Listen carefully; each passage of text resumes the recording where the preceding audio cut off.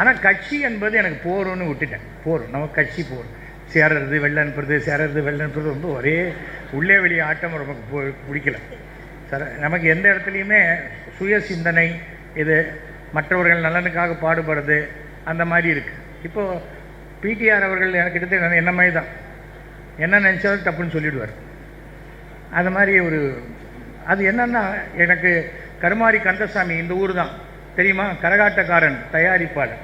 அவர் சொல்லுவார், அண்ணே எண்ணத்தெல்லாம் ஏப்பமாக விட்டுறீங்க, என்ன கொஞ்சம் அடக்கி வாசிங்க அப்படிம்பார்.